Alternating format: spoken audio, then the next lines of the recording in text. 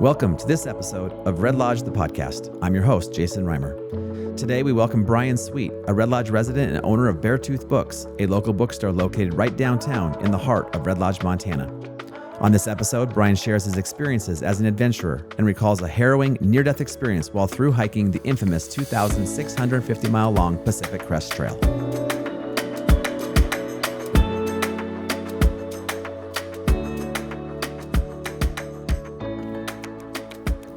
Today's episode is sponsored by Covering Broadway. Covering Broadway in Red Lodge, Montana has been a local family-owned business since 2002. Ryan and Chelsea Brazich, as second-generation owners, bring to you a one-stop flooring and window covering shop. Covering Broadway guides you from design all the way to expert installation, working within your style, space, and budget. Carpet, hardwood, LVP, tile, window coverings, and even hardwood refinishing. Covering Broadway serves both residential and commercial projects, new builds, remodels, and meets your flooring and window covering needs. Serving Stillwater, Carbon, and Yellowstone County, as well as Northern Wyoming, visit coveringbroadway.com or give Ryan, Chelsea, and the team a call at Covering Broadway, 406-446-4344. All right, welcome to the first episode of Red Lodge, the podcast. We are super happy that you, the listener, are here giving us a try. Super excited for this adventure. I'm really excited that Brian Sweet, our very first guest on our very first episode, is willing to give us a try here. Brian and his wife, Amy, own the Beartooth Bookstore right here in Red Lodge, Montana. Brian, thanks for coming today. Thanks for having me. Awesome. Well, let's dive right in. So tell us a little bit, first of all, how did you and your wife happen upon or just discover Red Lodge, Montana? Well, I discovered it before I met my wife, probably 1 or 2 years before her. And it was simply because I was road tripping out west. I was a ski bum. And the very first, if you're following the Rand McNally Atlas, the very first ski area you hit in the Rockies is Red Lodge. And there's the little skier symbol in the Rand McNally Atlas. So you're like, I'm giving it a try. Well, sure. Why not? Right. And so I had been here and I had lived out west a while. And then when my wife and before she was my wife, when we decided that we wanted to move back out west, I said, well, we should go check out Red Lodge. It's a great little town. And we got here, and it's funny because this was 2001, and people were like, oh, there's no place to live, and the housing's so expensive, and jobs are tough to get. And so yeah, you wish you could go back to 2001 now. Yeah, exactly. So we kept on driving. We spent the summer in Alaska that summer, and we ended up in Washington State in a much, much smaller town than this, just randomly. But the whole time, we were there for about 20 years, and the whole time Red Lodge was always in the back of our minds. And we came here and we visited and skied and stuff. But when it was time to move from Washington for a variety of reasons, we wanted to make this our next destination. Okay, so do you remember the very first ski trip to Red Lodge Mountain? Well, or not really? I do, and I don't know if I should say it, but so it was springtime. I had just finished teaching skiing, and I was working at a ski area, a cross-country ski area, and so I went to Red Lodge, and it was springtime, and somehow there weren't lots of lifties, and so I just hopped on a lift, and I didn't buy a ticket, but then they eventually caught me, and they kicked me off of Red Lodge Mountain. That's the kind of stuff we like to hear right here on Red Lodge, the podcast, Brian. But I came back, and I bought lots of season passes now. I love it. So tell us then, you guys have been entrepreneurs. You've owned a bakery, you've owned a winter gear store. Tell us about how Beartooth Books and how you came about starting the bookstore here. Well, we did, and we also owned a bookstore first. Our first a tiny little bookstore in a tiny little town, which we expanded and grew and eventually sold. But we had, when we were dating, we went to a Barnes and Noble on Friday nights. We were teaching English, we were teaching high school. We taught English later, but we were teaching high school in Maine, and we would drive an hour to the closest bookstore and restaurant. And we bought a book, How to Start Your Own Business. And in the front of that book, in the year 2000, we wrote down we wanted to start a bakery and a bookstore and a ski shop. And so we did all three of those and sold them as we went. And the best one, by far, the most enjoyable business, was a bookstore. And so when we were done, we sold our ski shop in Winthrop, Washington, before we landed in Red Lodge. And we knew we wanted to be in Red Lodge, but I think just as importantly, we thought, you never know, but we thought Red Lodge needed a bookstore. And it hadn't had one, and the town hadn't had one for about 7 years. And it was like a no-brainer to us. We're like, look at this opportunity and, of course, this town. So we moved here Well, we moved here with the intention of 3 adventures. One was to open a bookstore. The first before that was to remodel a house. And it wasn't to come here and buy a house. We wanted to remodel a house and spend a year doing that. And then the third part of the adventure is living in a downtown where we can walk, because we've always lived afar. We've always lived out in the countryside. And so we've never walked around in town. So we walked to work. We walked to friends' houses. I walked here to this podcast. And that's the amazing thing about Red Lodge. And so, I mean, honestly, you guys found, I don't know how you did it, but your location is like smack dab in the middle of town, right across from Pride Park, beautiful historic building. And you're right. I mean, I remember watching it come in. People do love your bookstore. Why do you think it is that people love small town bookstores and just the ambiance? It is amazing, and every independent bookstore is different. They all have their own flavor. They're different buyers, different owners, different selection, and people who love bookstores kind of love them all. And I think it's because they're real. I think people come in and it's something real, and it's not a knick-knack shop, and it's not even, a restaurant, which you can make that pasta at home by yourself, but you're not going to write your book by yourself, or most of us aren't. Right. But you come into, it's just a world of, it sounds trite, but it's not. It's a world of ideas and a world of exploration, and the places you can go and discover, and it's powerful. That's just it. Like, you walk into a bookstore, you jump right into parts of history or parts of a novel or an adventure. But you said something about adventure, so I want to transition a little bit here, because part of the reason I wanted you on the first episode here is you own a bookstore, you're an entrepreneur, but maybe people don't know is that you are one of the biggest adventurers I've ever met. You've been all over the world.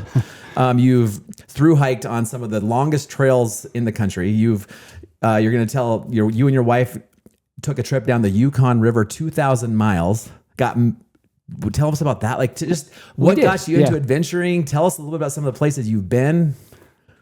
Well, the outdoors is a magic place. And, I think of an adventure as an undertaking that involves risk, and you don't know how it's going to turn out. Like your podcast, not just today's podcast. We don't know how this will turn out, but globally, like let's do Red Lodge, the podcast. You think it's a good idea. I think people are going to like it, right, but you never really know. So you throw it to the wind. You throw your personality and maybe money and all this stuff. So that's an adventure to me. And so, absolutely. And opening a business is as well. And so my wife and I will have many adventures along the way. Like we owned the first bookstore when we hiked the Arizona Trail. And so that's 800 miles. And we were able to get away from the store for those 2 months. You say that's okay. Just 800 miles. No big deal. Big deal, huh? Well, the business could keep running. Like the Pacific Crest Trail or something that's multiple months, we wouldn't have the capacity to have the business still going. But our first big one together was the Yukon River. And it was up in Alaska. Yes, the first 500 miles are in the Yukon Territory. Okay. So we started at Whitehorse, which is just downstream from the source, if you will. The source is probably 20 miles from where we started. And then it goes to the Bering Sea. That's about 2,000 miles downriver. Then my plan was if this girlfriend I had for 2.5 or 3 years at that point, if this girlfriend I had could make it through the Yukon River and the bears and me and not showering for 2 months, then I would propose to her when we got to the Bering Sea. Okay. And that was the plan. But we got 2 weeks in, and I was like, this doesn't need a further test. And so I just proposed when the rain let up, because there was a lot of rain. When the rain let up one day, I asked her to marry me. And then it's kind of an involved story, but we were still in Canada, and they wouldn't marry us in Canada. But so right there on the Yukon River. In our yellow slicker, rain gear. That's amazing. Yep. And I mean, I have a brother-in-law who has done some moose hunting trips up on the Yukon, and he tells some extremely stories that leave me like, are you kidding me? I mean, you guys canoed this 2,000 mile. Yeah, it was a really nice trip, and it's really. I have very fond memories. We've done a lot of trips, but I have fond memories because it was very kind of formative for us, because it was pre-marriage, and we'd gone on to do lots of adventures, and so when we called, we got to Alaska. Eagle, Alaska is the first town in Alaska on the Yukon, and we tried to get married there, and there's just no government there.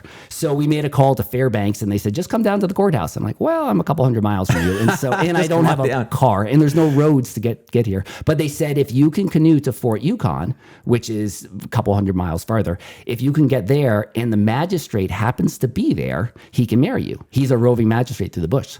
So we hopped in our canoe and we paddled for a couple more weeks and we got to Fort Yukon and we parked our canoe and I walked into this town, this bush town, and I found the magistrate and I said, hi, I'm Brian Sweet. And he says, I know who you are and I know why you're here. And here's the paperwork. Okay. So that's an amazing story. So Amy was game. She was. Yeah. Well, I did ask her to marry me. And then I said, oh, I don't have a ring. So I didn't think that far ahead. And she's like, that's fine. And I said, and I don't really want a wedding. Are you okay with that? And she said, absolutely. Right here on the Yukon, find the magistrate, knows we're coming. Yeah, and we met two people in Fort Yukon, and so they were our witnesses. And so then And when was that? 2002. Okay. And since then, you guys have been adventuring all over the place. Just some of the things you've done. You've through hiked the Appalachian Trail, 2,100 miles, twice. Once by myself and once with Amy. Okay. You just talked about the Yukon River. You've through hiked the Arizona Trail, the John Muir Trail, 350 miles, Vermont's Long Trail, 250 miles. We're going to talk about your adventures on the Pacific Crest Trail, which goes from the border of Mexico to border of Canada. But just real quickly, when you think back to some of those outside the Pacific Crest Trail, what are some of the fondest memories or that you have, like you think back and like that was just amazing?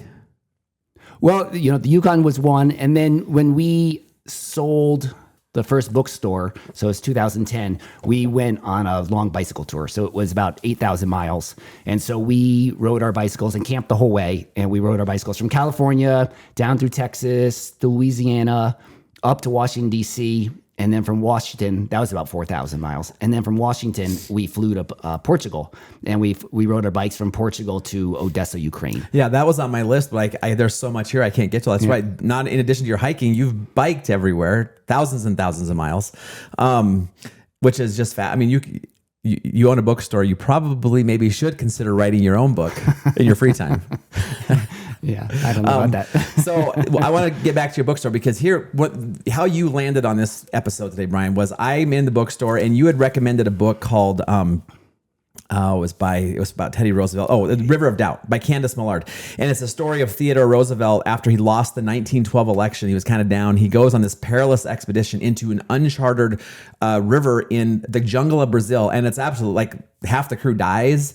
It's actually a miracle he didn't die. And so you recommended that book. I'm like, that was an adventurous book. It's a great book. Yeah. And so, if you're out there, buy that one, River of Doubt. But then I'm in the bookstore a few months ago and I see this Trail of the Lost and you happen to be walking through. I said, so Brian, you think this is a good book? He goes, oh yeah.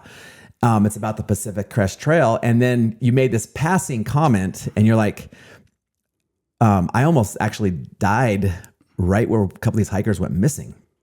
And I know it's cheesy, but I think my words were like, you need to be on a podcast. And I went home that night, like, okay, that's it. This dream of Red Lodge, the podcast, is happening. Brian, I'm going to ask him to be our first guest. So, your book recommendations, but tell us, so let's talk about the Pacific Crest Trail. It starts literally the border of Mexico and California. Yep. Goes 2,600 miles. Yep, 2,650. Up to the border of Canada. Yep. 3 states, California, Oregon, Washington. Give us a little background on this trail. You through hiked it, took what, 4 or 5 months? About 5 months. Yeah. Okay. And that's about the window you have. You can't start too early.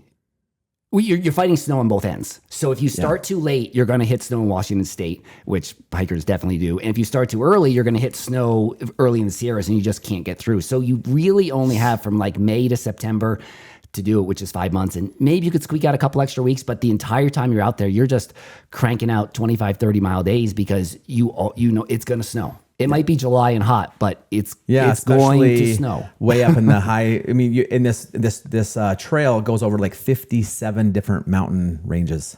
Is that correct? Oh, I don't know that. Well, I think that's I know it climbs up in my research. 500,000. Yeah, you're like 500,000 of elevation gain. Right. Yeah. Unbelievable. And you definitely battle the snow, but you battle thirst. You battle bears, rattlesnakes, mountain lions, and then the poisonous plants.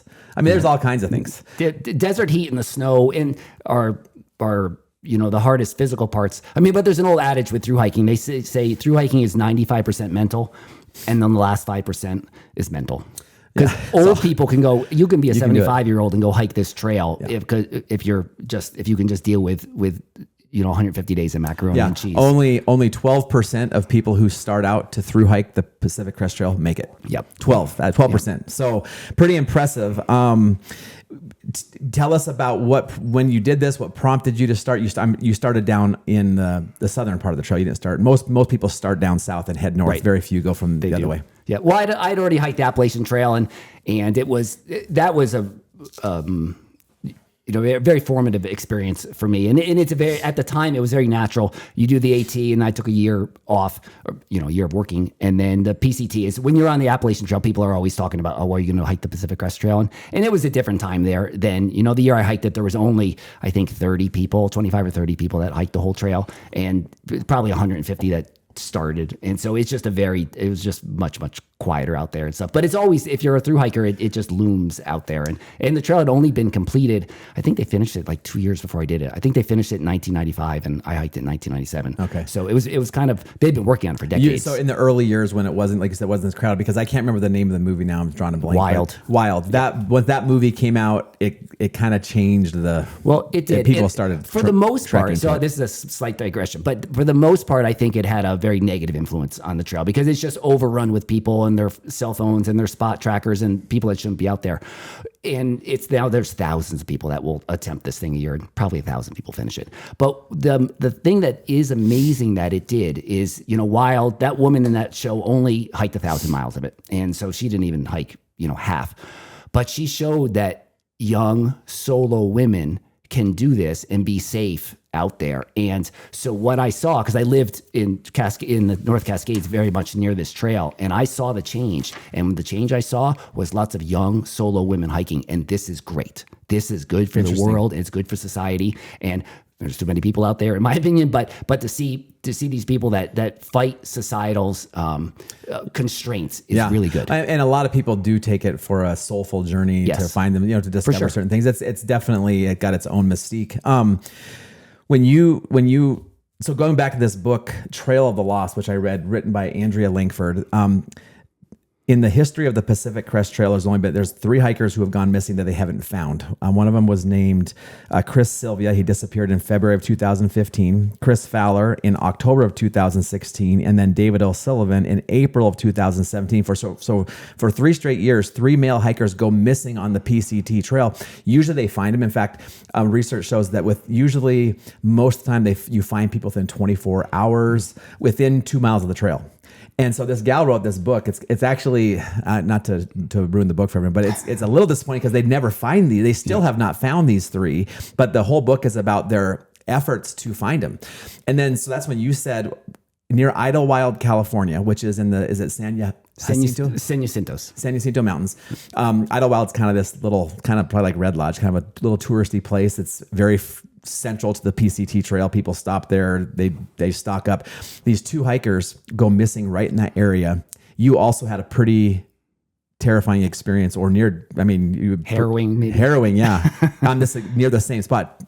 Give us a little bit of lead up now. What was going on? You were hiking and solo hiking? Solo hiking, okay. Yeah. And so a little bit of background on we talked about the background of the PCT, but about the time. So first, for young listeners, is 1997. So there's no smartphones out there. There's not that type of technology. We're out there with a map and compass, and this is kind of important for the kind of the story. And it's also the time when it's kind of the birth of lightweight hiking, ultralight hiking. And I would say ultralight hiking was, other than random people, it was just a couple years old. Someone wrote a book. No, for the listener, what do you mean by ultralight hiking? So when I set on the Appalachian Trail 2 years prior, my pack was over 100 pounds. I weighed 120 pounds. My pack was 105. And I got wiser, but later in the middle of that trail, it was 55 pounds, and I was wearing boots. And it wasn't that I carried too much stuff; it's just everything was heavy. And then later, so now Amy's in my pack today without food and water is 13 to 15 pounds, and so you're trying to keep it under 30. But it was a whole revolutionary way of hiking where you took less stuff, you wore sneakers, you walked longer. lighter, and so then you could take less food because it didn't take you as long. So then you could just travel in a more efficient way and hike the PCT in 1 year instead of over 2 years, or the Continental Divide Trail or what have you people are doing. But there was a lot of this was new at the time, and people were discovering how to do this. Should I take rain gear or should I just run out of the woods when it rains? Because it all adds up. How much survival stuff do I need to take? We've got it dialed now, and Amy and I are very, very safe when we're out there. But this kind of sets up. This is the birth of ultralight hiking. It is like it was like that year it changed, or the year before, and there's no technology in the woods. So, and the way we did, so you do on the PCT, you do need to have, or we did at the time, need to have some kind of information. You need to know about water sources, because am I going to carry water for 30 miles or am I going to carry my water for 40 miles? Right. And snow conditions. And so the way we did that back then, and this does come back to the story, is that we would call into the Pacific, hikers would call in on a payphone to the Pacific Crest Trail organization. And it was basically just a guy. And we would call in and I'd say, hey, this is Brian. I came through this section of mountains. There's snow. There's a really dangerous water crossing, or in the desert, there's no, there's no water. Do they have little spots along the trail? Would you do that in a town? Okay, right. We come into town, and there would be registers in post offices you could communicate with. I don't know that they do that anymore, but actual physical registers left in the post office. And then we would call in, and we report things, and then we would ask for conditions for people in front of me or in front of you. Where it changed for me a little bit is I quickly became the first person on the trail, and so by the time I hit Idlewild or the San Jacinto Mountains, it's a couple hundred miles in. Everyone had dropped off that was in front of me. So now I'm not getting any information. I'm just leaving information for people. So it kind of sets the stage. So the Southern California scene is very innocuous, and it's mostly desert, and you're walking along and you're in your sneakers, but there, like I said, you're always fighting that idea of snow, and the San Jacinto Mountains are not very tall. This is up out of Palm Springs, for goodness sakes. And you would think California heat, you're not, but the snow is at the higher levels. There's something about these mountains is that it's kind of this vortex. And so I headed up, so I'm first, and I knew there was a little bit of snow up there and what have you. But as I'm walking up, so a storm comes in, and it's not just a snowstorm. So it's snowing on me. Now, is this March, April, May? This would be late May. I started basically late spring. May 1st I started, so it's probably the third week in May, something like that. You're one of the first hikers on the trail. I am the first hiker of that year. There are no footsteps in front of me for this season, and certainly no locals are going to go up there at the time. You wouldn't go up there in the winter, really, where this trail is. And so a storm blows in. Storms blow in all the time. It's nothing that different, but it's 33 degrees. And so it's barely snow, but it's blowing in, and the fog rolls in. And so it's just pea soup out there. And I'm going up, and you're following. It's supposed to be a trail, right? Well, the trail disappears, of course. And then so I'm walking through the snow, and it's this like ponderosa pine forest with there's nothing that grows in a ponderosa pine forest. It's just like kind of a dead thing. So everything looks like a trail. It's always the gap in the trees. And so it's wet. And it's cold, and I can't stop to make a proper lunch. And you only have so much food. So I'm eating my Snickers bars and my Pop-Tarts. And so I made the decision. I'm like, I got to eat tomorrow's snacks. Okay. Because I'll deal with... And like what time of day were you making that? Well, that would probably be about lunchtime. Okay. And there's only, you lose weight on these trails and stuff because you can only just carry so much food. Are you aware at that time, lunchtime on that day, that, okay, this is going to be a difficult day trying to navigate are you uptight at that point, or are you just like... I'm very aware it's lunchtime because that's all keeps you going, because I only have food I can eat something like every couple hours. So if I go for a run here, I can take as much food as I want because I'm going to be back home at night, but I have like a week's worth of food on my back. And so, so I'm like, okay, it's noon or 12:30 and I got to eat, and I'm just cool. I'm kind of skinny. I'm like 125 pounds or whatever. And at the time, and I'm wearing, you don't have that much extra clothes. So I'm wearing, most of my clothes, and I'm walking, and I'm eating my tomorrow's snacks. I'm going to deal with tomorrow when tomorrow comes. And, basically I just get lost. I'm up there, and there's no signs. There's no footprints. There's no markings on the trees. True wilderness. It's like if you're off in the Beartooth, but not on a trail in any respect. Now, real quick, what year was this again? 1997. 97. Because when I'm reading this book, and it's written 3 or 4 years ago, even then they talk about when you get behind the San Jacintos that there's not that you can get confused real quick on sign marking. So 1997, even way back, way less marking. Well, way what more. I found out, and I have to tell you, it made me pretty upset when I read this book. So 2 years ago, so 25 years after this happened, that I found out that there is no signage up there, and not only is there not signage, locals put up signs, and the Forest Service comes and takes them back down. And I want to hurt these people. It sounds bizarre, really. It makes no sense. It makes no sense at all, and because signage is we're humans, and there could be other ways to navigate, but this, it's hurting people. There's two guys dead out there, and this third guy was, very well could have been. And so I'm kind of wandering, and the trail is supposed to go north, right? I'm walking south to north. I'm walking to Canada, and it's supposed to go. You have this preconceived notion of where this is, and it's when the world starts to become befuddled. So basically, I was hypothermic, I was underfed, I was tired. I'd only been hiking for a few weeks at this point, but you're tired. You're already in a calorie deficit. So you ate your snacks, and you're going through this. What point in the day? I know I'm getting ahead a little bit here, but tell us, when did you realize, okay, this is more than just I'm lost. This is potentially a crisis here. Well, it's a little while. So I picture it to this day. It feels like the Roadrunner cartoon where the Roadrunner goes by the same rock 14 times, but there's this great big rock about the height of this room that we're sitting in. And I wandered around this thing so many times, and it's just all the snow is. What do you mean? Like literally kind of circled looking for what? Because trying to find a trail, trying to find the route. Right. I was pretty sure I was on the trail at one point. I went back. You go back a half a mile, and I find the trail, and so I'm like, okay, there is trail. I see something. I don't remember what I saw, and I walk forward, and there's no trail, and it's supposed to be straight in front of me, and it's not. And so I'm wandering, and I'm wandering, and I'm wandering, and I do know what's going on. I had taught outward bound courses, and we teach them about hypothermia. And the thing about hypothermia, it's not being cold. It's making bad decisions, and your brain doesn't work. And so I'm up there, and I'm wandering, and it's probably 2:00, but it feels like dusk because the fog is in there. Is it snowing, rainy, or just it's a little bit of light? It's wet rain, white rain, cold. Yeah, and just it's been coming down all day, and I'm literally shivering as I'm going. And so I say, I got to leave. And I don't know, there's no getting to a town that day or anything, but I got to get back down because it was low snow level. But no snow level. Yeah. So I turn around and I start walking back, and I get about an hour back, and these two other hikers walk up, and they said, "Are you Brian?"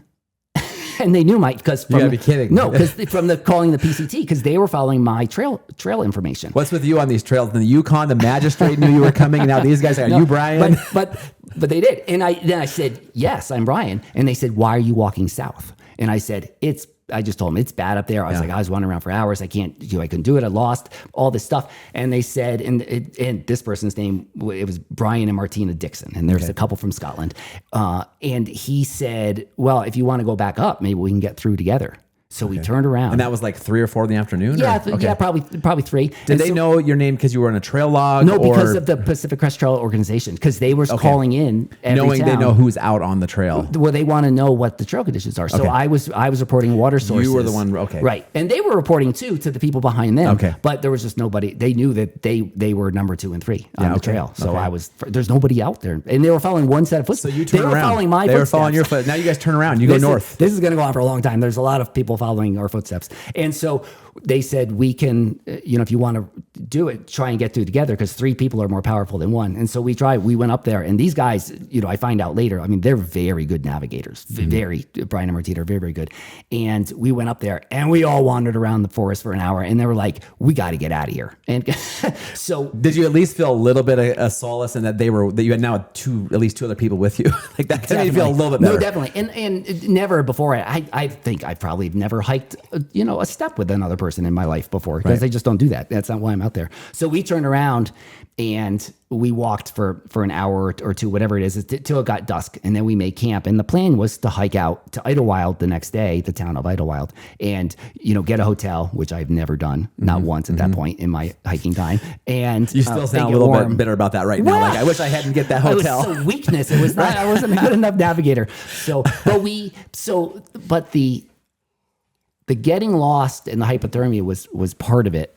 But that night it got much worse. So with the ultralight hiking thing, I didn't have a tent. I had a bivy sack. And I don't know if you've ever been in a bivy sack, but this is like basically a plastic cocoon you put over your sleeping bag, and it's supposed to be waterproof. And it's just so you guys are staying up there on the mountainside that first night? Yeah. I mean, we got to be dark. Down. Yeah, we got to dark.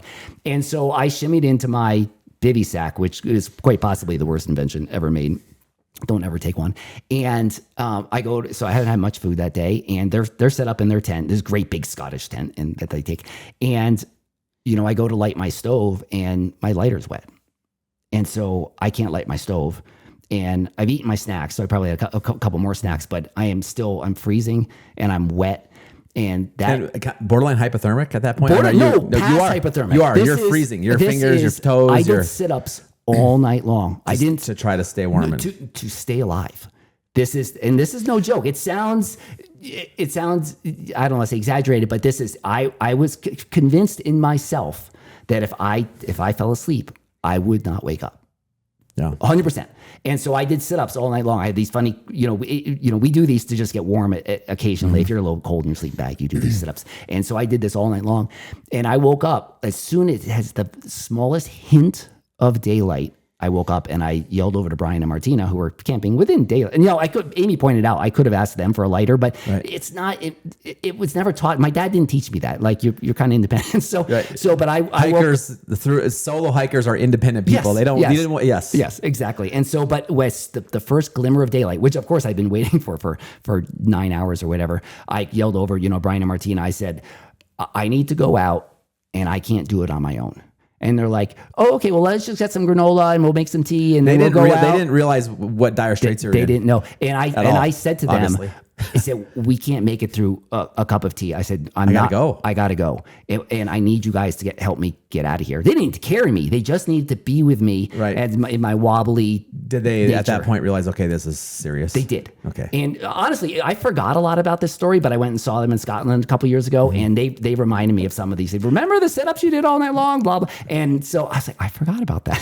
So now I have a weird question. I got to ask this because I've been thinking this whole time. Literally life and death. And I get you're very independent. You didn't even want to go stay in the hotel the next night. You're up there. Why did you not at one point say to these, what are their names again? Brian and Martina. What can I sneak in with your tent with you, please? So it never occurred to me until I know where you're going until this very second.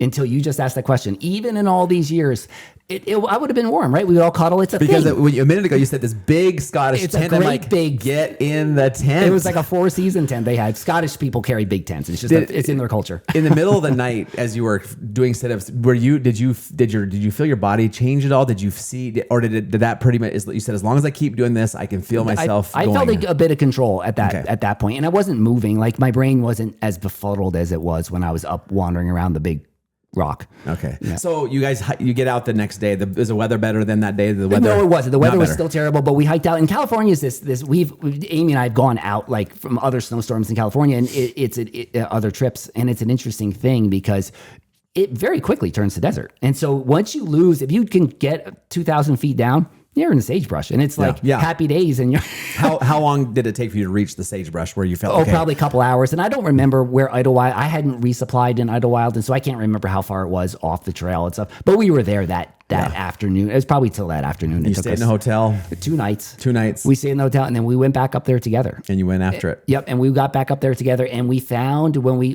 got it was sunny, and it was still all snow covered, but there wasn't the weather. You can see with sun, the fog was gone. Yeah, and we're still in the trees, but we got up there, and we found the switchback we couldn't find. So the trail would turn south. How far off the trail had you wandered, or were you kind of wandering around the switchback? Yeah, it was very near. It's within a minute or whatever it was, but it was.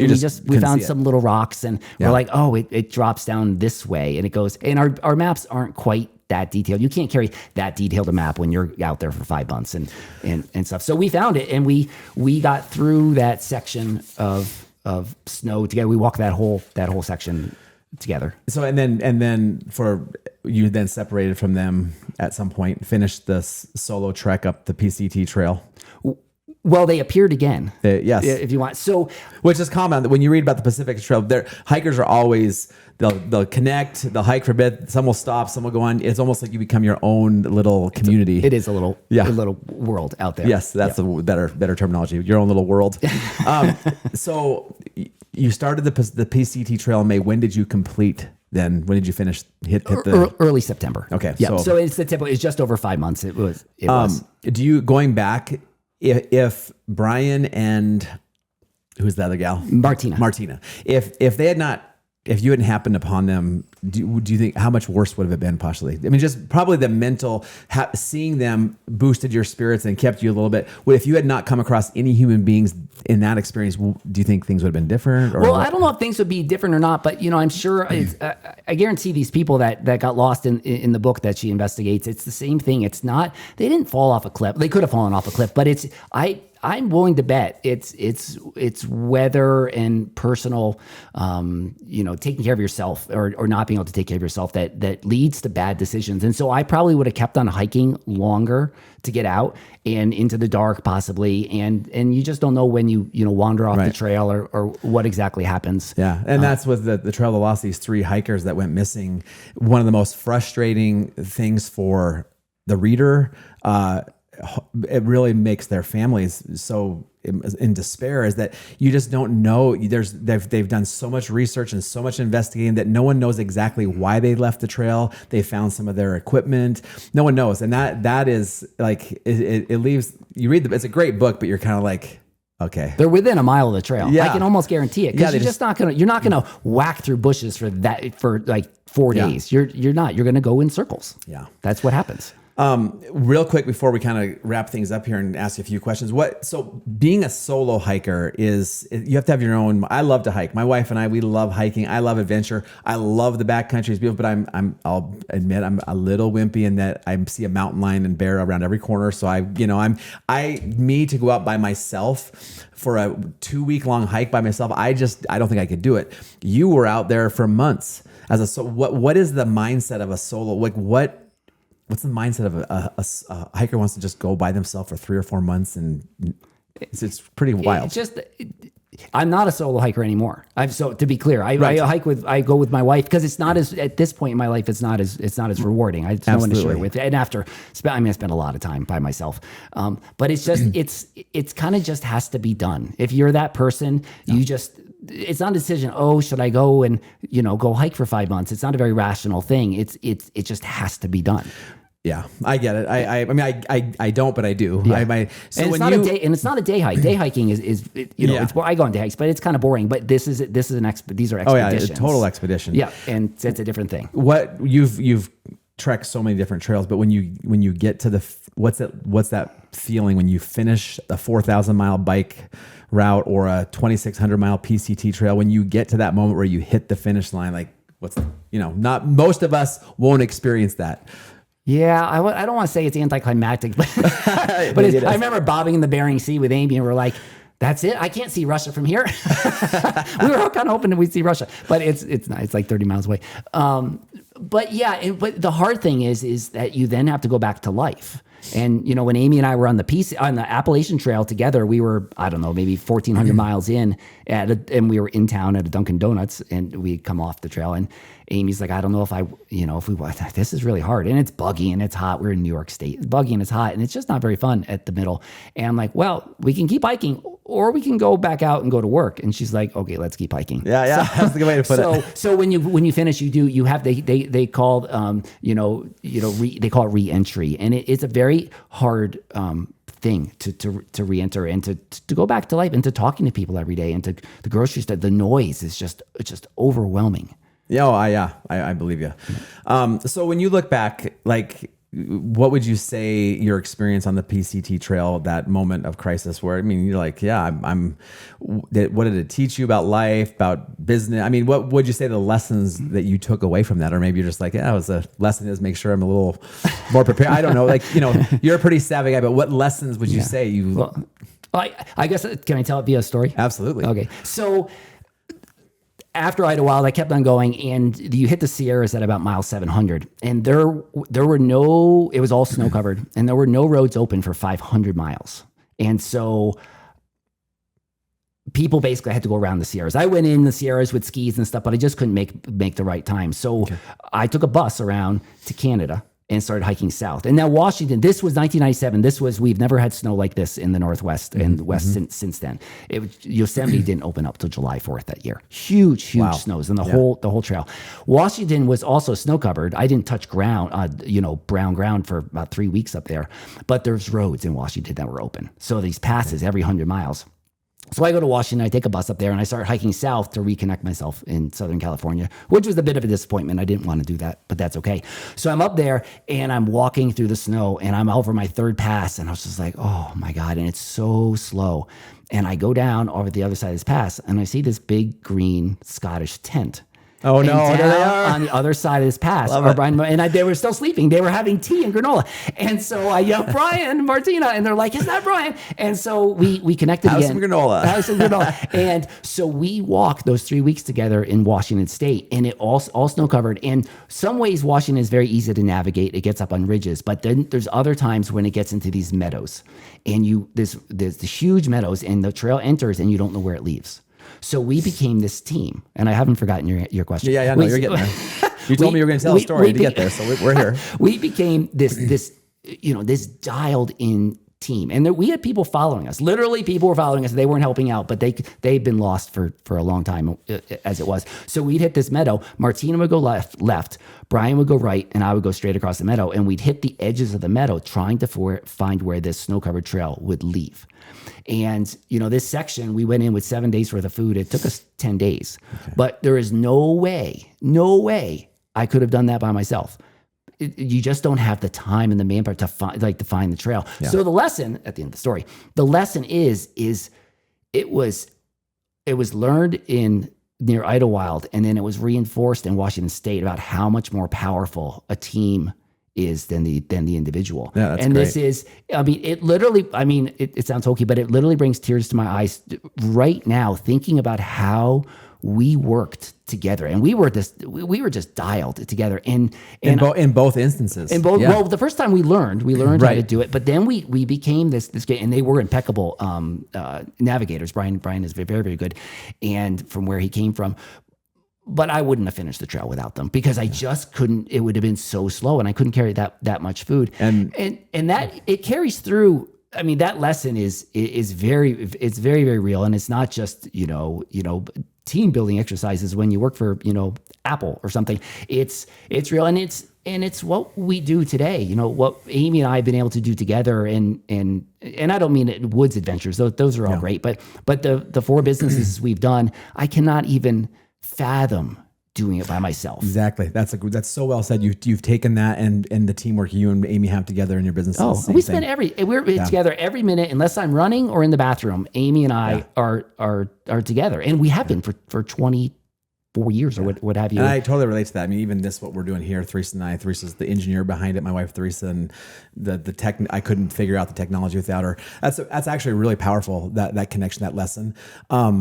How amazing was it that after all those months, you see those two right there, the Scottish tent? That's really cool. It doesn't get better than that. And we've been friends ever since. They visited us in Washington State, and we just visited them in Scotland 2 years ago. And this is they've been to Red Lodge? They have not been to Red Lodge. They need to come to Red Lodge. They need to come to Red Lodge. So and we invite them, and they come to America a lot. They don't hike in Europe because they think it's not wilderness. They want the big wilderness that America has. That's amazing. And they got very close last year. I invited them, but they didn't quite make it here. I love it. Well, hey, that's amazing. Seriously. So real quick, we got to kind of wrap things up here, but I got to ask a couple questions. So, I mean, would you agree? You've been all over the world hiking. You've recently went to Nepal. Yeah. Cool. We just got back last week. Maybe another episode. We'll talk about your worldwide travel. But would you agree? And you can be honest, because does Red Lodge offer some of the most beautiful hiking in the world comparatively? Well, it certainly does, but it's super unique in the sense of I've lived at places with much bigger trail networks. I mean, Crested Butte has 500 miles of mountain bike trails. The Adirondacks and the White Mountains of New Hampshire are littered with trails. It's just trails everywhere. We don't really have that. Well, we have some trails, but not really. What makes the Beartooth and Red Lodge magic is not the trails. And so these trails, even if they're on paper, they don't really often exist up there. And you get up there and you can explore And now we do have smartwatches and smartphones. Yeah. So, you can feel a little bit better about being out there, but you can kind of go anywhere and just explore and know on the other side, maybe there's a trail. And I've never had hiking like this. I mean, it's just stunning. It really blows my mind, and I feel so comfortable in these mountains. I'm comfortable in all mountains, assuming it's not raining and snowing on me. But these ones, I feel particularly comfortable knowing that I can just, as long as I have a little bit of food, I can just keep running, and I can get out and go exploring, and you can climb all the mountains. Most of them aren't technical, and so it's just it is great. beautiful. I haven't traveled as much as you, but I've been to a few countries in Africa and South America, and beautiful places. I flew into a really small community on the border of Uganda and Congo. And there's the podcast. Yeah, there is. It's cool. But Red Lodge is, I always say, we live in one of the prettiest places in the world. For sure. People would love to come here. So, okay, I have to ask, I'm going to ask every person who ever comes on Red Lodge, the podcast, this. So you got to tell me what makes Red Lodge a kind of unique, magical place to Brian Sweet. Well, it's the community. Of course. I mean, there's lots of pretty places to live. We looked at moving to Idaho and nothing felt right. And, you look at all these places, but Red Lodge, it's the mountains or the skiing that draw people, I think most people originally. But what is magic is the community. And it's walking from my house to your house for the podcast and seeing 3 people on the way in those 3 blocks that I knew. And I'm like, I start talking. I'm like, I got to go. I have a appointment. So that community and, what we did during all of us collectively during the flood. And, these same people I was with scooping out muck in basements with, a bunch of these same people. Yeah, absolutely. Red Lodge, it is a very unique, the community is great. And it is like going back in time. I mean, it does feel very Norman Rockwellian, if that's a word, because when kids are shooting bows and arrows in the yard across the street from you, or, the kids are dropped up at the Red Lodge Mountain to ski all day and stuff. It's like, it's right. I mean, every place should be this way, and every place could be this way if they just embrace it.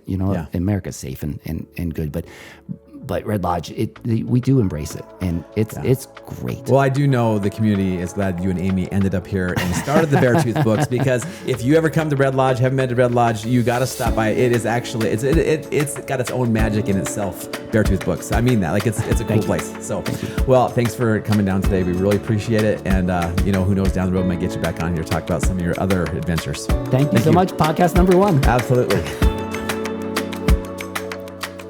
Thank you for listening to this episode of Red Lodge the Podcast.